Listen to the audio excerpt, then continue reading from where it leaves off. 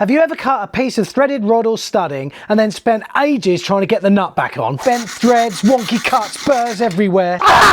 Today I'm going to show you how I cut studding every day. I'm going to show you the old methods and also a nice little trick as well, plus some amazing tools that we can use to make this job even easier. Let's go. Part 1, the trusty hacksaw. Hello baby. So I'm going to start off with a little bit of 8mm studding here. Now we're just going to get it locked up in the vise. Of course that's what we're going to do. Well no, actually it's not what you do. You wouldn't put your bit of studding in a tight gap without protection.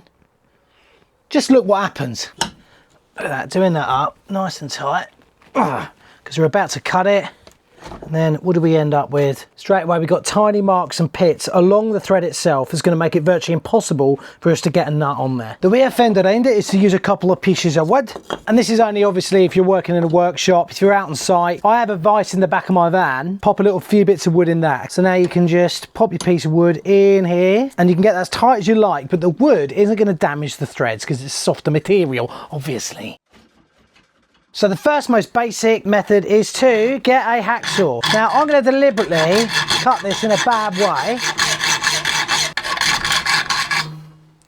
As you can see, difficult to cut, not very easy. Takes ages.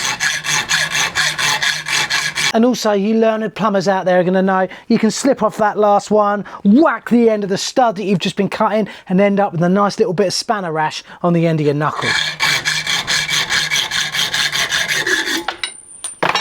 So I've not done the best job there. As you can see, it hasn't cut very cleanly. We've got horrible burrs here. We've also nicked some of the threads further down because it was vibrating so much. And we haven't ended up with a great useful bit of studding. Let's try and get a nut on.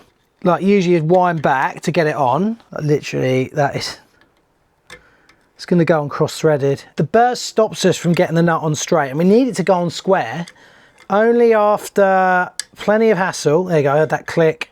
There you go, we can get that on. Imagine trying to do that in a small space. But if you find yourself having to use a hacksaw and you're gonna have to do loads of cuts on studding, this is a little rig that I often build myself and use. Firstly, get yourself a chop saw out. And don't worry, you don't have to use a lovely big one like this, although you can get 15% off this tool if you use my link to the Boss Professional. Yeah, I'm just being smug now, aren't I?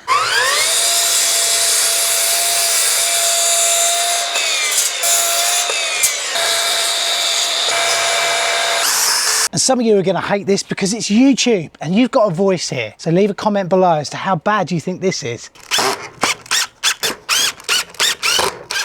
So how do we use this little beast? Say we've got a small stub like this to cut and we don't have a vise. What we have to do is loosen it because we've obviously piloted our main holes, which allows this to just open and close. Pop our bit in there. If it doesn't clamp it, what I usually do is either a slither of wood or even better, a little offcut of 3-core wire. James goes looking for wire, returns 5 days later.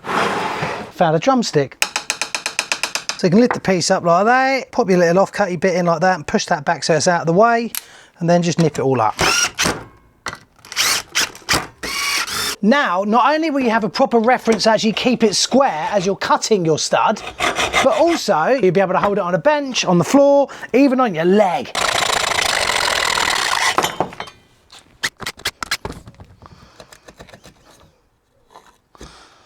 There you go, you've got a much nicer, cleaner, straighter cut, a squarer cut, which hopefully will take a nut nice and quickly. There we go. Don't get me wrong though, I'd still chamfer this, and you can just pop this back in here, and then you've got something nice to chamfer against as well. So yeah, a little tool like that, nice and ingenious. The next one is going to be using a grinder. First problem, I suppose you'd see as a downside, is you've got to wear a lot more PPE.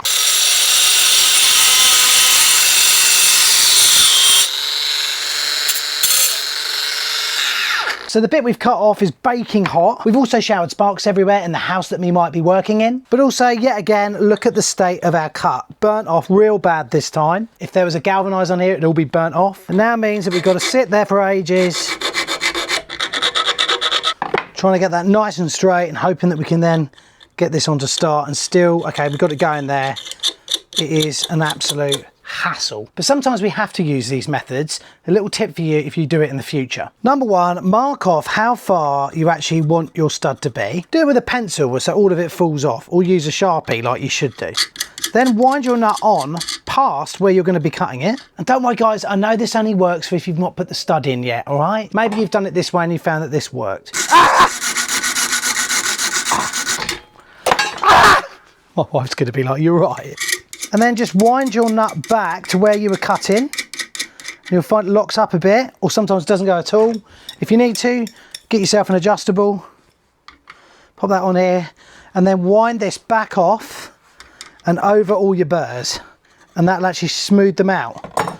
Still going to be a trouble to get it back on again. Now, if you want to slightly upgrade the work that we were doing there, we can actually get ourselves a nice little tool to help us do it. My trusty bandsaw, and I'll leave links to all the tools that I use below, particularly Bosch. You can get 15% off all Bosch tools using my link. How about that? That's pretty decent. It's almost like having a motorised hacksaw in your very hands. All you've got to do is mark out exactly where you want to cut your stud in.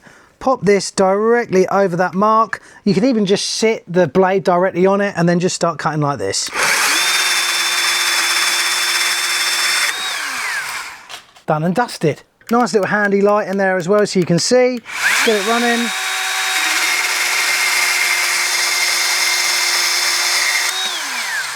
Beautiful.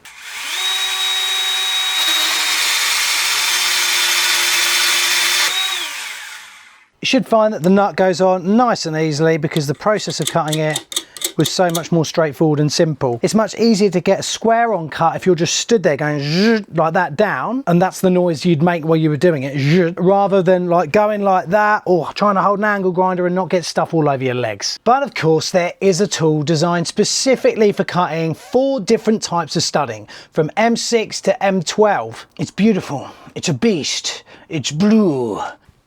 Where is it? Oh, here it is. It's the Bosch GGC 18V-12, or as I call it, the stud muffin. So let me just swap you around. What you have, you've got these 2 blocks here that you can remove with an Allen key, and the Allen key is stored down in the base of the tool. Usually you'll be working with one size of studding for the whole time that you're on a job, or sometimes you'll be working with different types, but generally you're working with one size. Oh, that was a sneeze and a half. And if you look, we're currently working with M6. We've got M6 in there and M6 in there. But if you want to swap them round, you take your battery off, you pop out the Allen key from the bottom, and then you undo the bolt that's on here. Obviously, don't lose that. Then that'll allow you to draw out our little cutting disc here. And now if you look at that, you'll know what I mean. We've got M8, M6, M12 and M10. So as we're working on M8 today, what I'm going to do is put the M8 one in. So M8 is that one there. I'm just going to pop that so it's facing towards where our cutting zone. Pop that on there. Spin this round. We've got the same on the back here. Just undo that. And again, we lift that out there. Get it so the M8 is facing the cutting area. So if you look there now, it says M8. A couple of other tidbits of information. You've got like a nice little hooky bit so you can just hang it up, or you can hang in your belt if you want a set of steps. You've also got, when we put it back on, a nice little light in here as well, so you can actually see what you're doing. But guys, just watch it cut. Don't put your fingers anywhere near this thing, but look how snugly, I'm going to do it, the M8 sits into that. And look at this. So we can just wind it up. Oh look, we just cut a bit off. Look at that. And look how nice that cut is as well. Let me do a few more cuts for you. Here you go, look.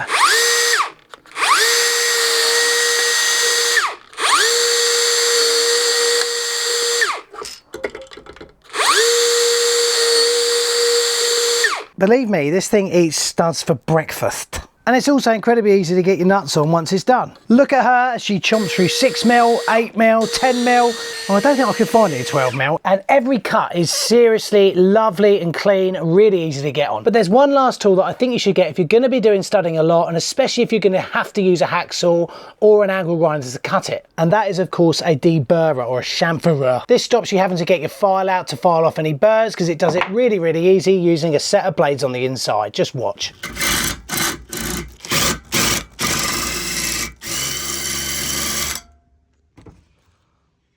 Perfecto. So if you want to get any of the tools that I've been using in today's video, especially the Bosch professional ones, and also comment if you want this little beast. I mean, look, it's an animale.